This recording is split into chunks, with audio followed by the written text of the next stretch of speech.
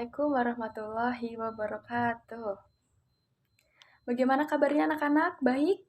Alhamdulillah baik ya. Tidak ada yang sakit ya hari ini? Alhamdulillah. Ya, sebelum Ibu memulai mata pelajaran hari ini, alangkah baiknya kita berdoa terlebih dahulu ya. Ya, berdoa dalam hati mulai. Amin. Selesai. Oh iya, satu lagi Ibu mau mengingatkan kalian, untuk pengisian absen, jangan lupa kalian isi di Google Classroom ya, anak-anak ya. Ya, baik. Ya, ditulis siapa yang hadir gitu ya. Atau ada yang izin, atau alfa gitu ya mungkin. Ya, baik. Ya, Ibu mau tanya nih sebelumnya, siapa yang tahu materi sebelumnya kita membahas tentang apa? Iya, betul sekali. Sebelumnya itu kita membahas tentang dinasti. Ayo, siapa? Umayyah, ya. Dinasti Umayyah. Kita membahas tentang dinasti Umayyah, ya kan?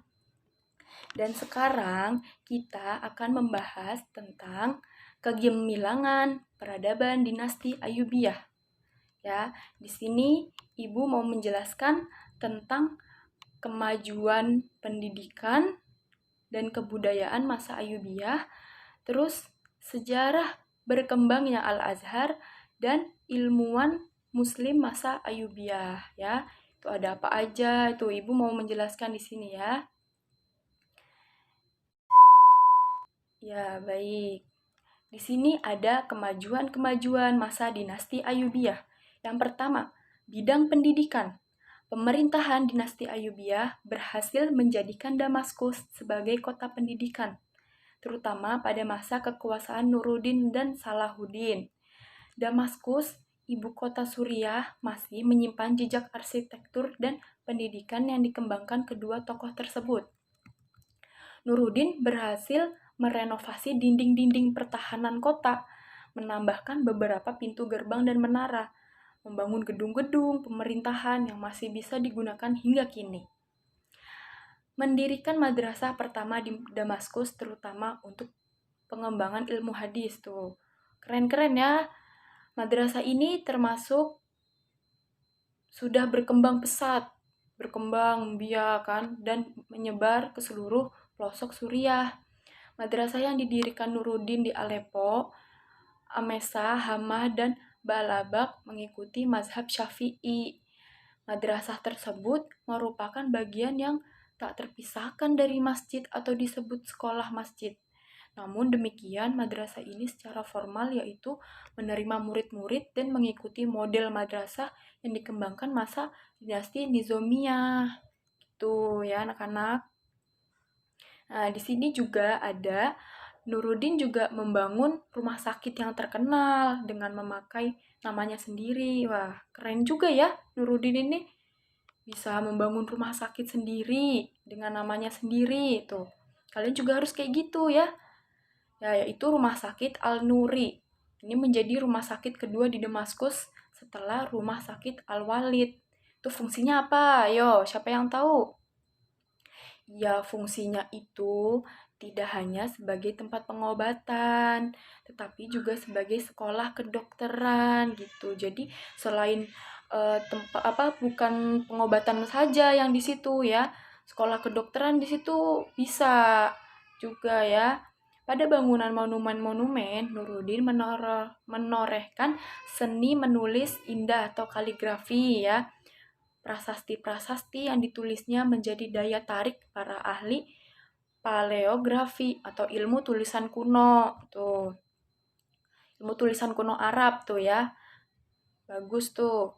Sejak saat itu diperkirakan seni kaligrafi Arab bergaya Kufi muncul dan berkembang. Jadi udah mulai sejak saat itu kaligrafi Arab itu muncul tuh dan berkembang pesat kemana-mana, ke masyarakat ya. Kaligrafi gaya Kufi kemudian diperbarui dan melahirkan gaya kaligrafi Naskhi. Gitu ya anak-anak. Nah, yang kedua ini ada bidang ekonomi dan perdagangan. Dalam hal perekonomian, dinasti Ayyubiyah bekerja sama dengan penguasa Muslim di wilayah lain, membangun perdagangan dengan kota-kota di Laut Tengah dan Laut Hindia, juga menyempurnakan sistem perpajakan. Saat itu, jalur perdagangan Islam dengan dunia internasional semakin ramai, baik melalui jalur laut maupun jalur darat, ya. Hal itu juga membawa pengaruh bagi negara Eropa dan negara-negara yang dikuasainya. Gitu. Selain itu, dunia perdagangan sudah menggunakan mata uang yang terbuat dari emas dan perak. Keren sekali ya. Iya, mereka bisa menggunakan mata uang dari emas dan perak atau dinar dan dirham. Itu termasuk pengenalan mata uang dari tembaga yang disebut fulus. Nah, itu kalau dalam bahasa Arabnya duit atau uang itu fulus ya anak-anak ya, fulus tuh. Percetakan fulus dimulai pada masa pemerintahan Sultan Muhammad Al-Kamil bin Al-Adil Al-Ayyubi. Fulus ini disediakan sebagai alat tukar untuk barang yang lain yang nilainya kecil. Ketika itu setiap satu dirham setara dengan 48 fulus. Ya, yang ketiga di sini ada bidang militer dan sistem pertahanan. Pada masa pemerintahan Salahuddin, kekuatan militernya terkenal sangat tangguh. Pasukannya bahkan diperkuat oleh pasukan barbar Turki dan Afrika. Mereka sudah menciptakan alat-alat perang loh anak-anak. Pasukan berkuda, pedang, dan panah tuh. Dinasti ini juga memiliki burung elang sebagai mata-mata dalam peperangan tuh. Jadi mereka ini tuh juga udah mempunyai burung elang sendiri-sendiri nih sebagai mata-mata dalam peperangan. Kalau mau berperang atau kayak gimana itu mereka tuh uh, lewat burung elang ini nih kalau mau lewat mata-mata gitu ya. Terus Salahuddin telah membangun monumen berupa tembok kota di Kairo dan Mukotam, yaitu benteng Qol al-Jabal atau lebih dikenal dengan benteng Salahuddin al-Ayyubi. Ini Salahuddin al-Ayyubi keren ya, bisa membangun monumen tembok kota di Kairo gitu. Terus yang B nih, ada sejarah pertumbuhan dan perkembangan Al-Azhar yang tadi Ibu sebutkan itu ya. Pada awalnya Al-Azhar merupakan tempat ibadah atau masjid, pusat kajian ajaran Syiah dan lambang kepemimpinan spiritual umat Islam.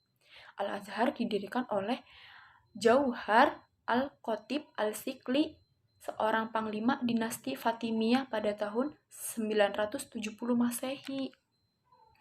Pendirian itu merupakan perintah Khalifah Al-Mu'izz Lidinillah. Sebelumnya Masjid Al-Azhar bernama Masjid Al-Qahirah atau Al-Jami Al-Qahirah dan sekarang dikenal dengan Al-Azhar tuh. Jadi gitu tuh perkembangan Al-Azhar tuh cukup rumit ya. Nah, pembangunan Al-Azhar dimulai tanggal 4 April 970 Masehi, 24 Jumadil Ula, dan selesai 7 Ramadan 361 Masehi. Maaf, salah. 7 Ramadan 360 Hijriah. 22 Juni 972 Masehi. Itu yang benar. Saat itu bangunan ini diresmikan sebagai tempat ibadah yang ditandai dengan pelaksanaan sholat Jum'ah berjamaah. Tuh, jadi pembangunan Al-Azhar itu dulu dimulai tanggal 4 April anak-anak ya, Jumadil Ula. Tuh, selesainya 7 Ramadan. Itu buat tempat ibadah. Nah, itu pelaksanaan sholat Jumat berjamaah tuh awalnya ya dari situ gitu. Nah, terus yang di sini juga yang terakhir itu ada apa yo? Yang tadi Ibu sebutkan. Ya, ada ilmuwan. Ilmuwan atau ulama. Tuh kan? Nih, ilmuwan atau ulama muslim pada masa Ayyubiyah. Itu ada satu. Siapa? Ayo yang tahu. As-Suhrawardi Al-Maktul. Oh, susah juga nih namanya ya. Nama lengkapnya itu Abu Al-Futuh Yahya bin Haba bin Amirak Sihab Al-Din As Suhrawardi Al-Kurdi. Aduh, ribet banget ya namanya ini loh. Nah, beliau lahir itu tahun 549 Hijriah, 1153 Masehi di Suhrawardi, sebuah kampung di kawasan Jibal Barat, Laut Iran dekat Zanjan. Dia memiliki banyak gelar seperti Syekh Al-Isyraq, Master of Illumination. Tuh, susah juga nih ya bahasa Inggrisnya nih. Al-Hakim, Asyahid, The Martyr, dan Al-Maktul. Nah, yang kedua, di sini juga ada, ayo siapa? Ibnu Al-Azim. Nah, nama lengkapnya itu Kamaluddin Abu Al-Qasim Umar bin Ahmad Ibnu Haibatullah Ibnu Abi Jarodah Al-Aqil. Itu berasal dari Bani Jarodah yang pindah dari kota Basroh ke Aleppo karena wabah penyakit tuh anak-anak. Jadi karena wabah penyakit ini, Ibnu Al-Azim ini pindah ke Aleppo ya. Al-Azim sendiri lahir di Aleppo. Ayahnya menjadi qadhi mazhab Hanafi di kota itu. Sejak tahun 616 Hijriah atau 1219 Masehi, ia mulai mengajar di Aleppo setelah mendalami berbagai pengetahuan di Baitul Maqdis. Tuh, jadi itu kisah Ibnu Al-Azim tuh seperti itu ya. Terus karya-karya Al-Azim nih juga ada yang paling menonjol itu berjudul Zubdah Al-Holab min Tarikh Holaba. Tuh, di sini tuh nama-namanya susah-susah semua ya. Ya, di sini juga ada ulama lagi nih. Yang ketiga itu Al-Bushiri.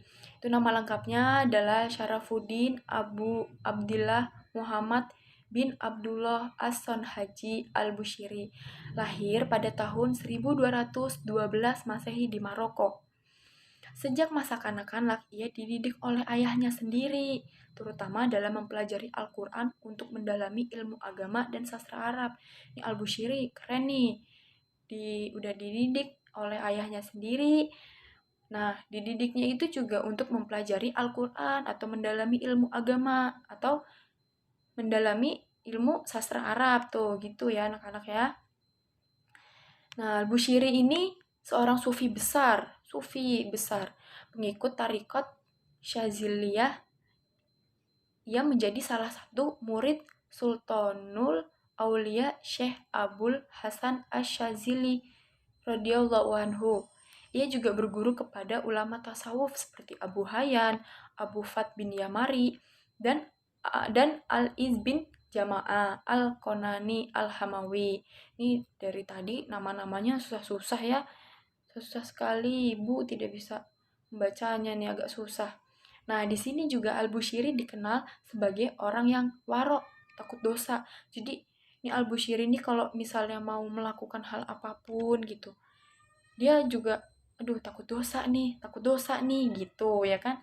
Takut dosa gitu Al-Bushiri nih.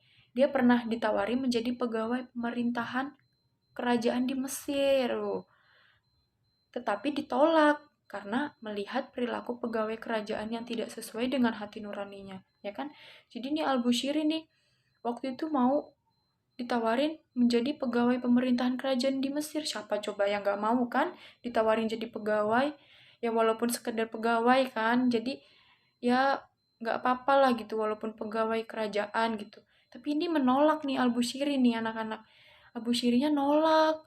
Karena nolak kenapa? Karena dia melihat sebagian pegawai yang di kerajaan itu diperlakukan yang enggak, ya kan di situ. Pokoknya hati nuraninya tuh nggak baik gitu. Jadi ya Al-Bushiri ini tuh menolak menjadi pegawai ya, gitu. Nih, Al-Bushiri cukup menonjol dalam bidang sastra, yang tadi sastra Arab ya. Hasil karyanya yang terkenal yaitu Qasidah Burdah. Syair ciptaannya itu dibaca dalam berbagai acara pada abad 7 Hijriah. Qasidah Burdah adalah mutiara syair kecintaan kepada Rasulullah Shallallahu Alaihi Wasallam. Puisi pujian Al-Busiri kepada Nabi tidak terbatas pada sifat dan kualitas pribadi Nabi.